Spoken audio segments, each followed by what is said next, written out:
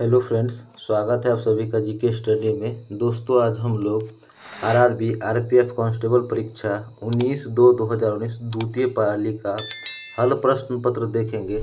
इसके अंतर्गत हम लोग सामान्य जानकारी के मोस्ट 50 क्वेश्चन देखेंगे जो आने वाली एग्जाम के लिए अति महत्वपूर्ण है।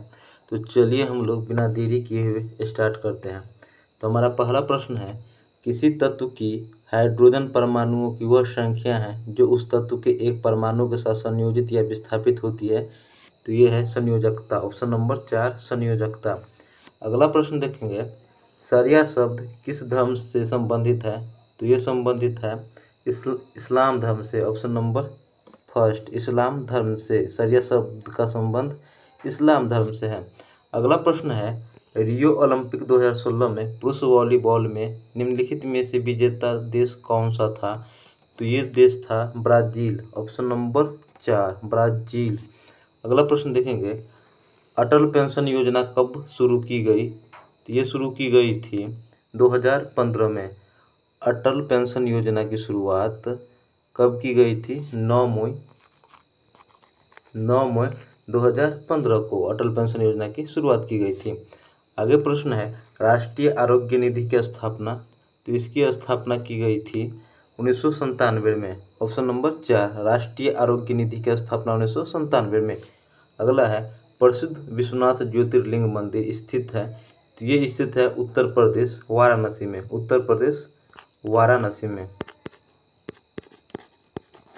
उत्तर प्रदेश वाराणसी में प्रसिद्ध विश्वनाथ ज्योतिर्लिंग मंदिर उत्तर प्रदेश वाराणसी में स्थित है। आगे प्रश्न है, प्रधानमंत्री सुरक्षा बीमा योजना की सदस्यता के लिए कितने आयु वर्ग की पात्रता होती है। तो ये पात्रता होती है 18 से 70 वर्ष। ऑप्शन नंबर ए प्रधानमंत्री सुरक्षा बीमा योजना के लिए आयु वर्ग है 18 से 70 वर्ष। आगे प्रश्न है, प्रधानमंत्री सुरक्षा बीमा योजना की शुरुआत इसकी शुरुआत की गई थी 9 मई 2015 को।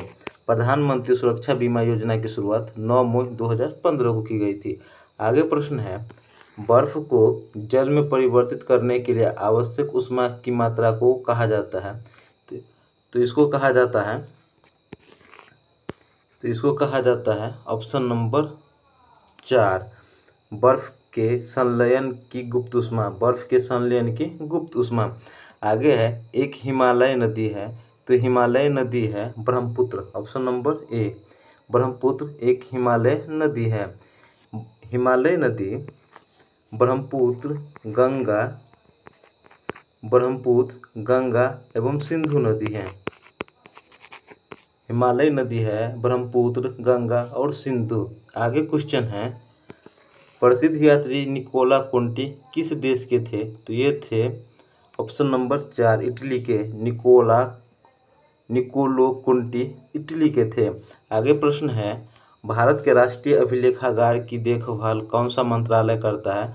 तो ये करता है सांस्कृतिक मंत्रालय। ऑप्शन नंबर 2 राष्ट्रीय अभिलेखागार की देखभाल सांस्कृतिक मंत्रालय करता है। आगे क्वेश्चन है, राज्यसभा की अधिकतम सदस्य संख्या कितनी होती है। तो ये होती है 250। Option number 3 250। आगे प्रश्न है, राज्यसभा का उल्लेख अनुच्छेद 80 में है। राज्यसभा का उल्लेख अनुच्छेद 80 में है। आगे प्रश्न है, निम्नलिखित में से कौन सा एक जटिल संवहनी ऊतक है। तो ये जटिल संवहनी ऊतक है option number 2 phloem. Option number 2 phloem. जटिल संवहनी ऊतक है फ्लोएम। आगे पर क्वेश्चन है, राजनीतिक विज्ञान में PIAL शब्द का पूर्ण रूप है। तो इसका पूर्ण रूप है public interest litigation. Public interest litigation. PIL का पूर्ण रूप है पब्लिक इंटरेस्ट लिटिगेशन। आगे प्रश्न है, वर्ष 1859-60 में नील विद्रोह में बंगाल के शासकों ने किस फसल उगाने से इनकार किया। तो ये इनकार किया था इंडिगो यानी कि नील। नील को इंडिगो भी कहते हैं। 1859-60 में नील विद्रोह में बंगाल के किसान ने किस फसल उगाने से इनकार किया था? नील की खेती करने से। आगे प्रश्न है, मानव आँख में दृष्टि पटल पर आँखों के पीछे बनने वाली किसी आकृति का निर्माण होती है। तो ये निर्माण होती है रेटिना पर। ये निर्माण होती है रेटिना पर। Option number 3। आगे प्रश्न है, भारत की रूल ऑफ लॉ विधि के शासन की विशेषताएं निम्नलिखित में से किस संविधान से ली गई है? तो ये ली गई है ब्रिटिश संविधान से। Option number 4। Rule of law British संविधान से लिया गया है, जबकि अमेरिकी संविधान से मौलिक अधिकार लिया गया है। मौलिक अधिकार अमेरिकी संविधान से लिया गया है, जबकि आयरिश संविधान से राज्य नीति निर्देशक सिद्धांत लिया गया है। राज्य नीति निर्देशक सिद्धांत आयरिश संविधान से, अमेरिकी संविधान से मौलिक अधिकार, और रूल ऑफ लॉ ब्रिटिश संविधान से लिया गया है। आगे क्वेश्चन है, भारतीय संविधान के निम्नलिखित में से कौन सा अनुच्छेद संसद और राज्य विधानसभाओं द्वारा बनाए गए कानूनों की विषय वस्तु से संबंधित है? तो ये संबंधित है अनुच्छेद 246 है। संसद और राज्य विधानसभाओं द्वारा बनाए गए कानूनों की विषय वस्तु संबंधित है अनुच्छेद 246 से। ये अनुच्छेद 7 में है। अनुच्छेद 7 में है। संसद और राज्य विधानसभाओं द्वारा बनाए गए कानून अनुच्छेद 7 में है। आगे क्वेश्चन है, कहाँ के यात्री वास्को डी गामा ने यूरोप से भारत के लिए नया समुद्री मार्ग खोजा था? तो ये खोजा था पुर्तगाल के। वास्को डी गामा पुर्तगाल के यात्री था जो 20 मई 1498 को भारत पहुंचा था। वास्को डी गामा 20 मई 1498 को भारत पहुंचा था। Vasco D gamma Bharat total 3 time आया था। वास्को डी गामा भारत 3 बार आया था। आगे प्रश्न है, निम्नलिखित में से कौन सा कोशिका द्रव्य कई छोटे दानों के साथ साइटोप्लाज्मा में स्वतंत्र रूप से बिखरा हुआ है या एंडोप्लाज्मिक रेटिकुलम की झिल्लियों से जुड़ा हुआ है?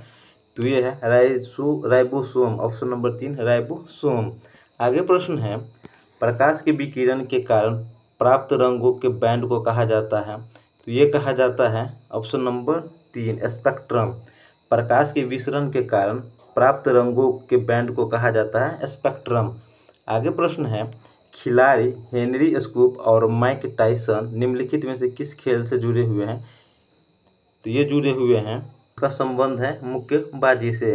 इसका संबंध है मुक्केबाजी से। आगे है, भारत में संघ लोक सेवा आयोग के पहले अध्यक्ष कौन थे? इसके पहले अध्यक्ष थे सर राउसबार्कर। सर राउसबार्कर। आगे प्रश्न है, हिमालय की सर्वाधिक उत्तरी सीमा को किस रूप में जाना जाता है? तो ये जाना जाता है महान हिमालय या हिमाद्री। महान हिमालय या हिमाद्री। आगे प्रश्न है, मानव शरीर में निम्नलिखित में से कौन सी कोशिका उभयवाल आकार की होती है? तो ये है लाल रक्त कोशिकाओं। ऑप्शन नंबर ए लाल रक्त कोशिकाओं। आगे क्वेश्चन है, निम्नलिखित में से कौन सी गंगा की सहायक नदी प्रायद्वीपीय ऊंची भूमि से निकलती है? तो ये निकलती है चंबल। Option number 3 Chambal. आगे प्रश्न है, एक लेंस की दृष्टि केंद्र से होकर गुजरने वाली प्रकाश किरण, तो इसकी प्रकाश किरण अविचल उभरती है। अविचल उभरती है। आगे प्रश्न है, वर्ष 1938 में किसकी अध्यक्षता में राष्ट्रीय योजना समिति की स्थापना की गई थी? तो यह स्थापना की गई थी जवाहरलाल नेहरू के। 1938 में किसकी अध्यक्षता में राष्ट्रीय योजना समिति की स्थापना की गई थी? जवाहरलाल नेहरू के। जबकि समिति के अध्यक्ष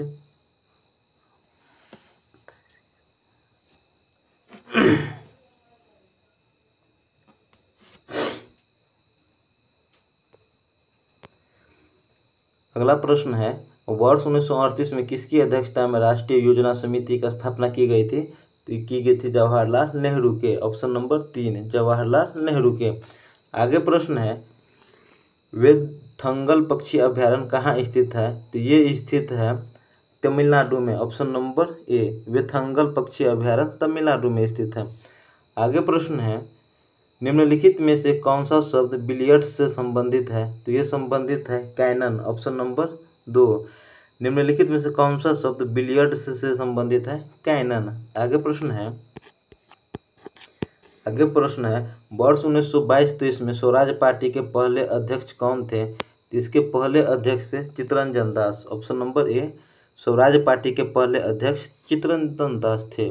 आगे प्रश्न है सनराइज इंडस्ट्रीज को क्या कहा जाता है? तो इसको कहा जाता है उभरते उद्योग। ऑप्शन नंबर 3 सनराइज इंडस्ट्रीज को उभरते उद्योग कहते हैं। आगे हैं निम्न में से किसको शुष्क बर्फ के रूप में जाना जाता है? तो ये जाना जाता है ठोस कार्बन डाइऑक्साइड। ऑप्शन नंबर 4 किसको शुष्क बर्फ के नाम से जाना जाता है? ठोस कार्बन डाइऑक्साइड। आगे है निम्नलिखित में से भारत का पहला नागरिक कौन होता है?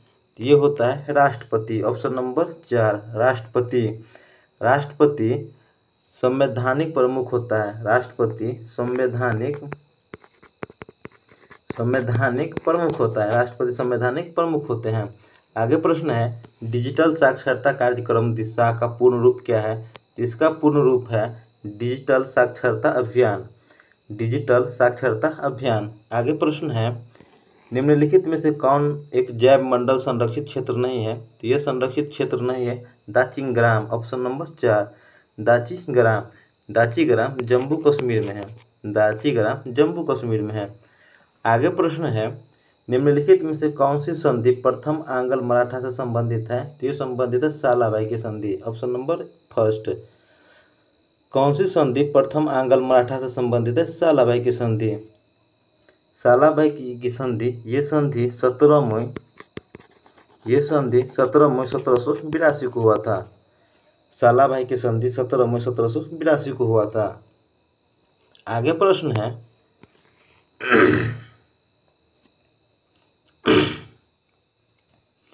निम्नलिखित में से कौन सा एक कर राजस्व है? तो एक कर राजस्व है आयकर। ऑप्शन नंबर 4 कौन सा एक कर राजस्व है? तो आयकर। आगे प्रश्न है भारत सरकार का वास्तविक अधिशासी है? तो ये अधिशासी है प्रधानमंत्री। ऑप्शन नंबर ए भारत सरकार का वास्तविक अधिशासी है प्रधानमंत्री। आगे प्रश्न है रात्रि आकाश में चमकने वाली समस्त पिंडों को कहा जाता है? तो ये पिंडों को कहा जाता है खगोलीय पिंड। ऑप्शन नंबर 3 रात्रि आकाश में चमकने वाली समस्त पिंडों को कहा जाता है खगोलीय पिंड। आगे प्रश्न है निम्नलिखित में से किस खेल में किसी प्रतिद्वंदी को पटकनी देकर रखने के लिए अंक दिए जाते हैं? तो ये दिए जाते हैं कुश्ती में। ऑप्शन नंबर 3 कुश्ती में।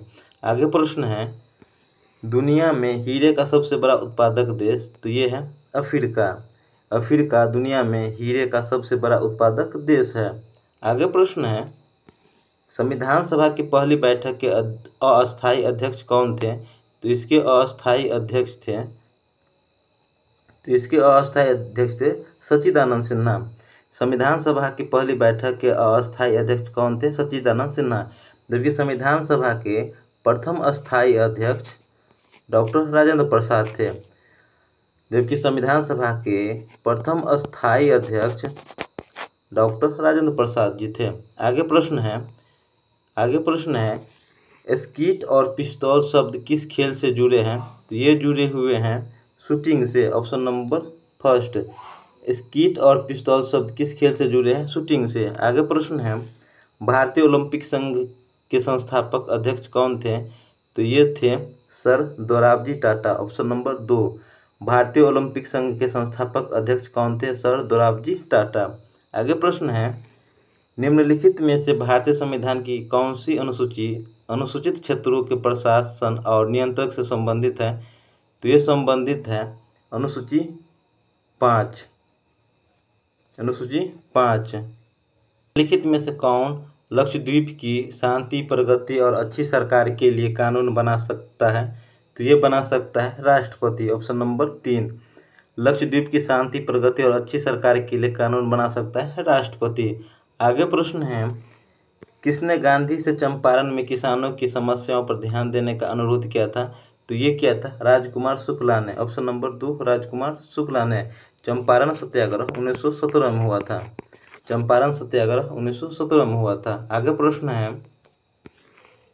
मानसूनी हवाएं प्रकृति की होती हैं?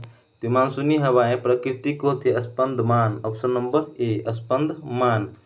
आगे प्रश्न है निम्नलिखित में से कौन सा एक प्राकृतिक वातावरण नहीं है? तो ये प्राकृतिक वातावरण नहीं है उपवन। ऑप्शन नंबर 4 प्राकृतिक वातावरण नहीं है, उपवन। तो दोस्तों हमारा ये सेशन 50 क्वेश्चन का कंप्लीट हुआ। इसमें से आपको कितना सही हुआ ये हमें कमेंट करके ज़रूर बताइएगा। अगर अच्छा लगा हो तो लाइक कीजिए, कमेंट कीजिए और सब्सक्राइब कीजिए। मिलते हैं नेक्स्ट सेशन में, तब तक के लिए जय हिंद, जय भारत।